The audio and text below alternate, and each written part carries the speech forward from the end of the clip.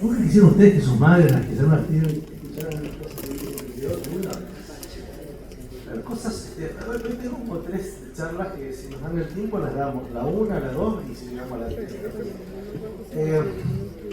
Es que se nos viene andando en el auto y piensa cualquier cosa, entonces le voy a contar las cosas. Una vez que piensa, escuchando la radio algo y digo, wow, estaba escuchando un comentario sobre la inteligencia artificial. Bueno, todos escuchamos, pero empecé a escuchar el desarrollo de la inteligencia artificial en un concepto de empatía. ¿Cómo empatía? Sí, la inteligencia artificial. Porque claro, hasta ahora, cuando se hacen las encuestas entre gente, la posibilidad de ser atendido por un médico por inteligencia artificial, y yo digo, en las condiciones que trabajamos ahora, ¿no? Son 15 minutos la consulta, la inteligencia artificial nos gana. Digo, estaba escuchando y esto se me decía en la cabeza. Digo, las condiciones actuales significan el vértigo que hacemos donde el tiempo está dominado por un tiempo y no por una necesidad de una relación, ¿no? Pero dije empatía, porque claro, la ventaja que yo decía, bueno, en realidad la empatía, escuchar la intuición, empezaba a describir una cosa muy interesante como el médico robot tiene ojitos. Entonces los ojitos están diseñados para poder leer nuestra, ¿cómo se llama? Light to me, que son leer las actitudes y los aspectos del rostro y poder encontrar lecturas significativas de lo que el paciente puede tener a través de una lectura predictiva y poder desarrollar e incluir dentro del diálogo matices de la comunicación que a ese aparato lo acerca a una persona, se puede sentir acerca de esa persona que le habla a él. Es probable que en las condiciones que trabajen, capaz que lo vayan a hacer mejor que el vértigo que a veces nos domina en el trabajo. Esa es la 1. Ahí terminé, esto es un injerto de la radio, pero me encantó escuchar y empecé a ver cómo es el desarrollo de esta acepción. Segundo aspecto, se me vino a la cabeza y dije, wow, yo hice una residencia en un hospital público hace muchos años, y claro, la población, y lo hemos estudiado, la población del hospital público es cuanto menos, lo hemos hecho en trabajos dentro de los congresos, y el hospital público, la edad promedio anda cerca de los 50 años, 46, es una población muy grandísima, mientras que en los hospitales de comunidad o sanatorios del PAMI, como yo trabajo, los digo que tiene el PAMI, la población tiene, y fuimos viendo en distintos estudios cómo fue creciendo la edad promedio de 73, 74, 77, 81, y la frase que va a prolongar esto es decir, claro, cuando estaba en la residencia y en el hospital público, los pacientes se parecían mucho a lo que los libros describían. Y de lo que yo he hablado ahí es de lo que pasa cuando nos encontramos con gente mayor. Y lo basado mucho esto, más que todo en cuestiones de experiencia, más que, bueno, sí, apuntado con literatura que pongo el todo. Entonces hay 3 partes, vamos a llamar las 3 partes. La primera tiene que ver un poco con el escenario de la internación. ¿Qué pasa con la internación cuando se trata de una persona mayor? Podría seguir prolongando, pero vamos a hacerlo diferente, ¿de acuerdo? Hay unas discusiones básicas, algunas cuestiones nosológicas y algunos problemas de la atención del mayor. Pongo la primera palabra, es cuando gente mayor viene a la internación, me parece que aparecen amenazas. ¿Sí? Amenaza de la gestión clínica de la internación del mayor. ¿Sí? Entonces, cuando a ustedes les toque trabajar y han trabajado muchas veces, seguramente se van a identificar con algunas sensaciones o quedar absorto de lo que uno ve, porque generan internaciones con una causa a veces muy simples, pavadas, pero las cosas se complican mucho más que ese paciente que se parecía al del libro. No muy bien ahora. ¿Sí? Segundo, suelen ser pacientes aparte muy frágiles, muchos de ellos, vulnerables, de lo que vamos a hablar enseguida, y vulnerables y socialmente muy necesitados. Son tipos más o menos cuarentosos que tuvo un accidente, llega a los 43 años porque se cayó de una viga. La gran parte de la fórmula la tiene él en su fuerza, ¿no? El mayor no es así.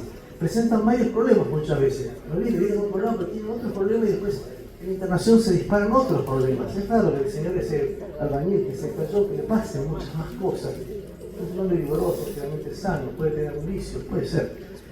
Y generalmente ellos traen dependencias previas. Imagínense, el señor que hace una CB o se fractura la cadera, pasa una cierta autonomía, la que tuviese un estado de dependencia total, donde de pronto nos toca a nosotros pensar que ese paciente tiene que volver a un lugar en el cual la autonomía que él tenía va a ser un desastre para la familia, porque la habitación es pequeña, porque hay chicos, porque el viejito llevaba y traía después los chicos y ahora es todo regresa. Y finalmente las altas son enfermedades complicadas. Quienes han trabajado se cuenta el lío que es de pronto generar el alta, hablaremos de ello. Ahora el paciente es más vulnerable y más frágil para que en su medio sea un trastorno. Podría ser este señor. Aquí es una imagen que hace años acompaña estas diapositivas. De esto vamos a hablar ahora, ¿sí? Parte por parte. Podemos decir la gente mayor una característica típica, que claro, no leyeron el libro, por eso decimos formas inusuales de presentación de afecciones comunes, ¿sí? Un señor joven viene con tos, flema, tiene fiebre, escupe de color y una puntada de costado se acabó, pero el anciano más creativo. Podríamos tener un hombre de 81 años de edad que ingresa por un síndrome confusional. Anda desorientado, no puede prestar atención, no sigue la conversación, se adormece, ¿sí? El discurso es medio incoherente, le aparece de golpe, eso es confusional, ¿no? La criterio confusional. Entonces pasa el día, de pronto se mejora un poquito, empeora, ¿sí? Y si no, estos síntomas hay un antecedente de deterioro cognitivo, a veces se perdió, pero viene porque anda así, la familia dice, mira cómo está mi papá, o mi abuelo, mi tío, mi hermano, ¿sí? Pero resulta que este paciente con este síntoma, con esta situación, claro, muchos van a tener la primera tentación que en otros lugares, cuando uno no logra traducir, tenía una tomografía. Y la tomografía realmente no dice nada. Es tan poco orientadora a veces, ¿sí? La expresión de los problemas que podría ser, por ejemplo, el primer caso, el paciente es un paciente hipertenso, habitualmente tiene diuréticos, tiene una diagrama de evolución y obrera hasta 125%, tiene una deshidratación. Pero vaya uno a pensar que ese estado confusional tiene que ver con la contracción de volumen, deshidratación, etcétera, etcétera. O el paciente tiene que quitarse más de derecha, lo examinamos y tiene un semileucocitos, el 86% de los traficantes tienen neumonía, pero no vino por tos y expectoración. Qué tramposo este buen hombre. O el señor está con mucha excitación y está en tratamiento con tamsulosina. Pero no nos dice que le molesta la panza, pero cuando lo tocamos la percusión sonora en un pocaste, bueno, te lleva la presión arriba de orina. Estoy hablando de cosas que todos vieron, no estoy inventando nada, ustedes todos estoy seguro que lo han visto. O este mismo señor que es transfusional, no quiere gran cosa, pero está con tratamiento antihipertensivo perdido con lo que hacía y escitalopram, está con hiponatremia y por eso anda perdido.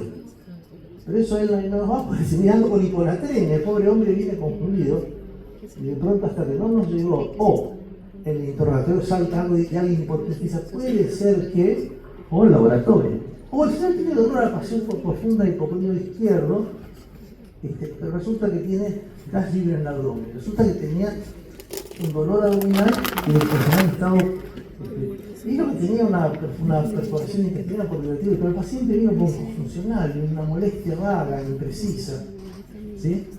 Entonces, muy tramposo y necesita un poco de atención, sagacidad y un poco de conocimiento, experiencia y un poco de orden lo que vamos a hacer. Y finalmente es un tabaquito severo, viene totalmente confundido, está con hipoxemia y esa es la causa.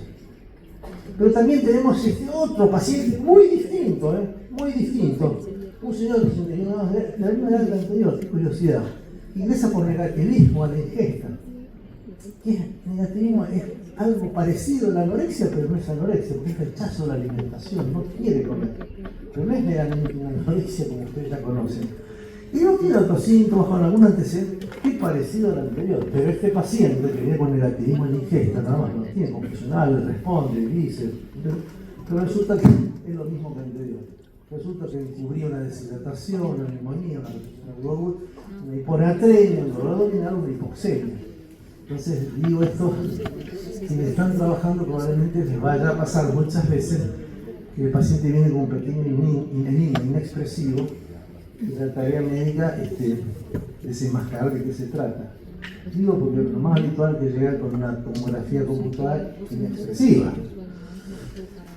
Vamos al tema de reservas vitales y disminuidores de fragilidad. Esto me encanta porque son las ideas que uno le surgen de observar lo que observa y dibujarlos de este modo. Resulta, vamos a ver reservas vitales disminuidas de fragilidad. Bueno, cuando hablamos de fragilidad, ¿de qué parte del dibujito estamos hablando? Sí, escucho. Más fuerte. De la tarima de la copa. Y entonces, vulnerabilidad, ¿qué sería? Si la copa es la fragilidad, porque con nada se me va a romper, hablamos de vulnerabilidad, ¿de qué hablamos? Lo peligroso que es la situación en que se encuentra esa copa al borde de la tarima. Bueno, estas son cosas que tienen, es lo que me inspira a pensar, como ustedes no imaginarán, esto de un anciano en la internación, porque aparte, siempre lo que uno tiene es el que interna y no sabés, pero lo que vos tenés es esto, que se caiga y se rompe con una facilidad increíble. ¿Sí? Vino por alguien ahí y no veo qué pasó. Bien, entonces ahora sí, tenemos fragilidad y tenemos la vulnerabilidad. Vamos a la fragilidad. ¿Qué es esto? Esta representación de que todos tenemos una cantidad de reserva. ¿Sí? Nosotros tenemos lo que tenemos, pero tenemos reserva.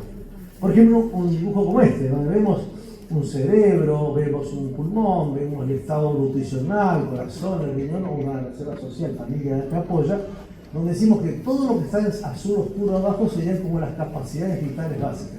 Nosotros podemos vivir con eso. Como es, no, eso es difícil.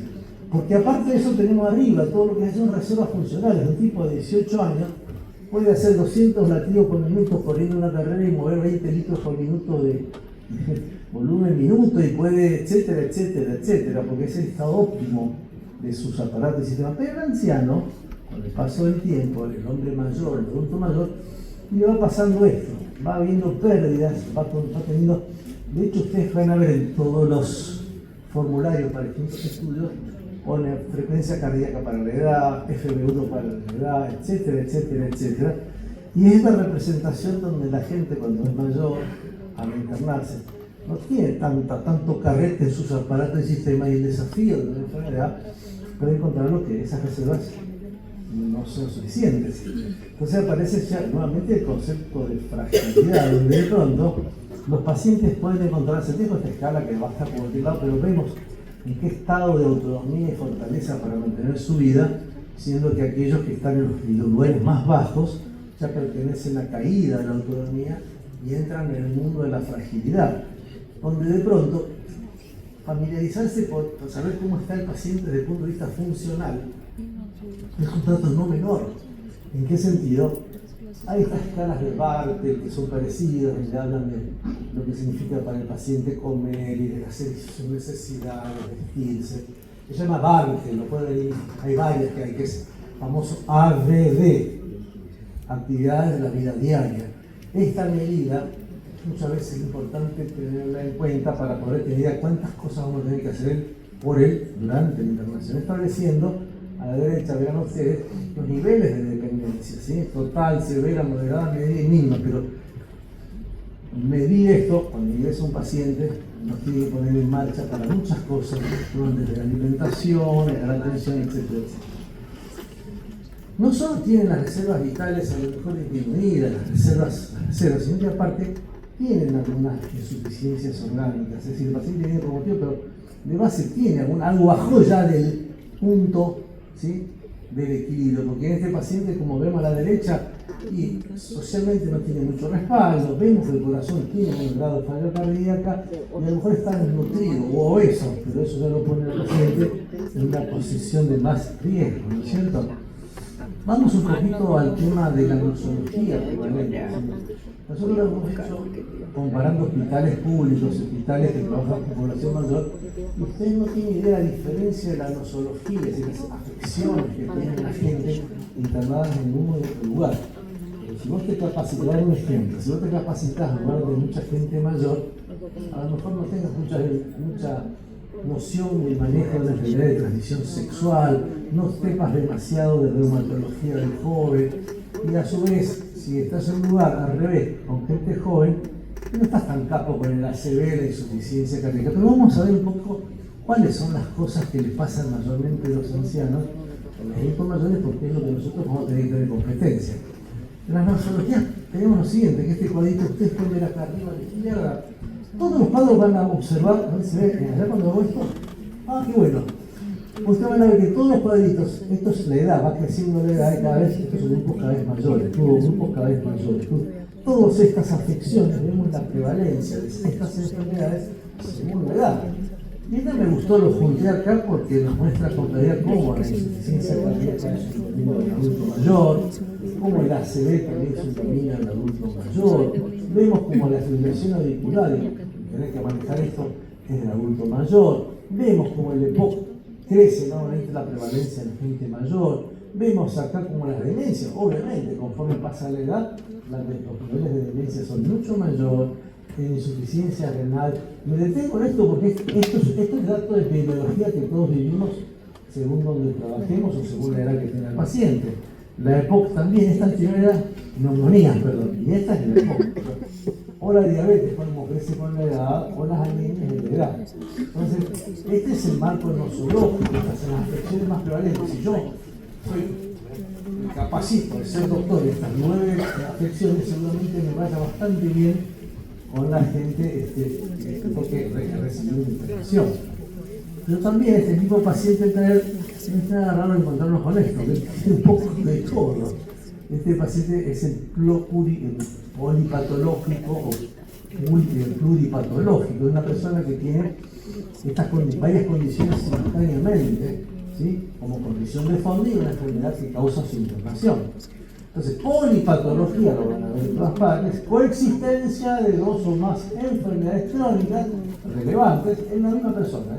Crónicamente también puede conocerse como pluripatología multimorbilidad. Todo esto son sinónimos, pero que describen mucho un escenario donde en los libros no aparecen juntas estas enfermedades, parecen puras, ¿sí?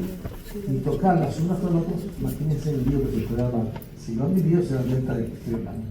Entonces, considera cada enfermedad del paciente como relevante sin establecer una como principal. La historia y el escenario de él. Mientras que comorbilidad se refiere a la presencia de una o más enfermedades asociadas a la enfermedad principal. Viene por neumonía, pero como comorbilidad son hipertensos, obesos, diabéticos, ¿sí? Este cuadro es muy interesante y sencillo porque nos muestra cómo cuando crece la edad, ¿sí? ¿De acuerdo? Hombres y mujeres, la cantidad de población con más de una condición crónica va creciendo brutalmente. Entonces, gente de 75 años ya, prácticamente el 45% ya tienen 2 afecciones concomitantes, ¿sí? Con lo cual es muy importante este adiestramiento, primero reconocerlas y después saberse conducir con la conducción. Este otro cuadrito es muy bonito, hace muchos años que lo llevo poniendo porque me pareció espectacular, una corte enorme presentada en el lance, donde se ve en cada color, ¿sí? 8, 7, 6, ¿cómo? Sí, 8, 7, 6, 5, 4, 3, 2, 1. Esta es la cantidad de pacientes, se acá dice que el 10% tiene 7 u 8 enfermedades a esta edad, ¿sí? Entonces, lo que están viendo es que el marco de comorbilidades y polipatología, cuanto mayor el paciente, lo más hay que descubrirlo, porque a veces no te das cuenta o él no lo sabe, la familia lo desconoce.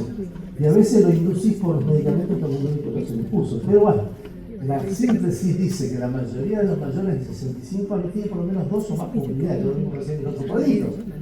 Y la mayoría de 75 más ya tienen 3 o más comorbilidades. Es importante porque se vioja mucho cuando estás con el paciente y viene con la cosa y se fibrila. No solo se fibrila, sino que aumenta la urea creatinina. ¿De acuerdo? Claro, entonces a nosotros se nos presenta como esto. Cosas que es relativamente cierto, que son el encadenamiento de síntomas, ¿sí? La naturaleza de infección y los medicamentos, que hay que de pronto combinarlos en esta polifarmacia y cuántas posibilidades tenemos de hacer líos mezclando medicamentos. Para lo cual generalmente no estamos tan bien adiestrados. Algunos programas en la computadora te están avisando que de pronto usar esto con esto, revíselo porque es riesgoso, pero para nuestra experiencia, esta polipatología nos encuentra siempre en la sumación. El paciente que tiene insuficiencia cardíaca, que tiene urea un poco elevada y aparte es hipertenso y tiene diabetes, tenés que manejar estas cosas combinadas. O artritis reumatoidea, tiene hepatopatía, lo tenés que medicar, pero tiene diarrea y gastritis por medicamentos todo el tiempo. O el EPOC, con insuficiencia cardíaca, también tiene diabetes y falla riñón. o el diabético, dislipemia, hipertensión, insuficiencia vascular, todo esto está al mismo tiempo, ¿de acuerdo? Entonces yo este tratamiento yo le peor aquello, ¿sí? Obesidad, dislipemia, hipertensión, hígado graso, cirrosis, síndrome hepatorenal, etcétera, etcétera. Entonces, esta es una denuncia, chicos, ojo que estamos con un paciente que tiene estas cosas juntas.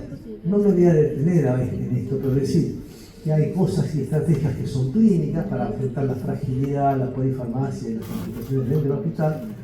Hay temas organizativos para poder manejar la alta precocia adecuada, las transiciones de un lado a otro donde se complica dentro del hospital, o el uso intensivo de muchos recursos donde se empieza a meter todo. No hay límite a veces que uno tiene que conocer. Y finalmente aspectos sociales como la falta de apoyo social y familia. Esto es descriptivo, no es una técnica. Esto más o menos lo mismo, no me voy a detener acá.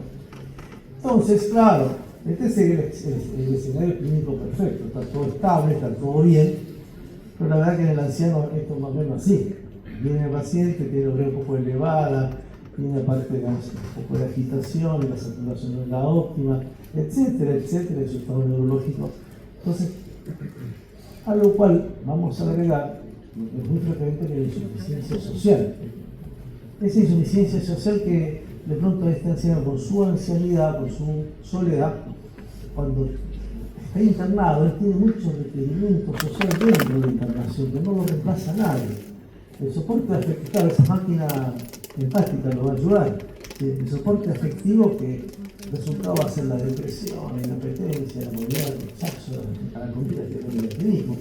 Necesita asistencia a la alimentación, porque cuando el tema de alimentación va en el hospital y alguien tiene que atenderlo, el anciano, la persona mayor, con 10 minutos para alimentación que alguien asista, no. Vos no podés meter una enfermera de 30 minutos para alimentarlo al paciente.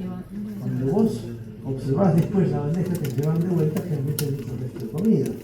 Entonces, asistencia a alimentación, asistencia administrativa, hay que hacer papeles y las cosas empiezan a llevar porque nadie quiere hacer la gestión al PAN para el proceso para conseguir un dispositivo. Y finalmente la continencia familiar, que se vuelve dramático por el momento externar. Al paciente lo vas a mandar a un lugar. Ahora, todo esto significa desarrollar dos cosas: conocer el tema, darse cuenta que va a pasar tempranamente y trabajar con el equipo pertinente, el trabajador social, con el financiador de ese paciente. ¿Por qué? Porque eso en los bienes Harrison no está, ni se hace tampoco. Y esa habilidad para poder manejar y detectar hace que tu trabajo sea esforzado, pero el paciente se empieza a echar a perder dentro de la internación. Y no por la neumonía, no por la cadera, por otras cosas, ¿sí? Entonces vos cuando trabajás con esto y trabajás con trabajo social, lo que hay que hacer es un poco establecer la red social del adulto para saber quiénes son los referentes, quiénes son. Este es lo más sencillo, pero cada una de estas cuestiones puede significar con quién contar, el ausente, el conflictivo, y alguien lo tiene que hacer, porque cuando llega el momento, no solamente es el tema del alta, sino la conflictividad con los resultados de lo que vos haces. No, pero yo lo traje caminando. Sí, sí, bueno, no voy a abundar en esto, que usted sabe que estoy hablando. Hay escalas de redes sociales muy simpáticas. Les confieso que no la he estudiado. La descubrí gracias a ustedes. Están bien, a ver escalas. Hay otras que se llaman escalas de... Ya la veré en otro capítulo. Pero que de pronto se establecen con preguntas muy sencillas. ¿Cuántos familiares ve al mes? ¿Cuántos familiares que se siente cómodo poder ver? Es un interrogatorio donde uno... Hay aspectos que no, me sorprendieron porque yo no los conocía. Me puse a investigar, debe haber algo más. Bueno, esto es bonito. Escalas de redes sociales de Looper. Pero es lindo saber. Exime que vos de pronto trates con tu intuición resolverlo todo. A veces haces un par de preguntas y decís, y trabajo social y con psicología médica para poder, digamos, hacer lo propio para la situación del paciente. Y ahora voy terminando ya con esta cuestión, porque finalmente viene la parte alta. La parte del alta, el tercer capítulo, si logramos llegar, habla de la programación del alta. El alta, voy a decir muy pocas cosas. La transición hospital-domicilio es especialmente crítica, ya lo saben ustedes, el mayor. El joven quiere irse del hospital, el mayor nadie se lo quiere llevar. El joven decide que se va a ir. Al mayor la familia decide que hay que esperar, etcétera, etcétera. Segundo, alta tasa de rehospitalización. En los 30 días posteriores ligada a insuficiente planificación del alta. Muchas veces hay previsiones que a veces uno no hizo y que determinan que el paciente ante 30 días te volvió. Vos estás asustado cuando le da alta que se te vaya a volver este paciente porque no te gustó el marco familiar o su inestabilidad. Carencia de redes de apoyo familiar y social, que hace difícil cuando vuelve a relojar.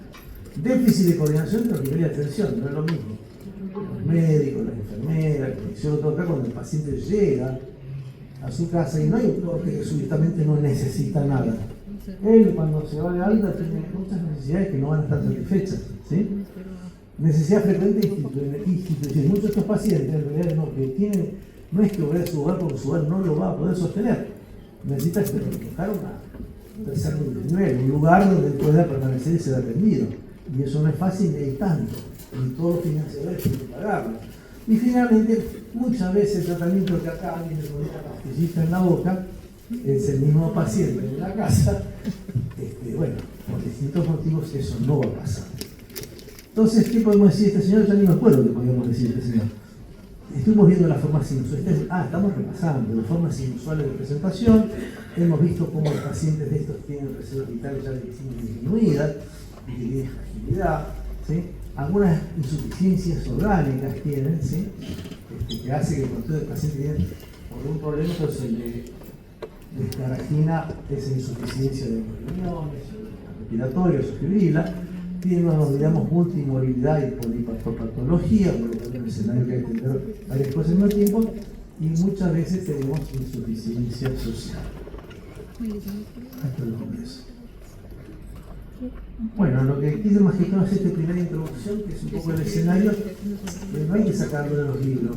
Cualquiera de ustedes, cuando tengan unos años, simplemente reparando lo que ustedes ven, que ya no lo sé, que es lo que me tocó así.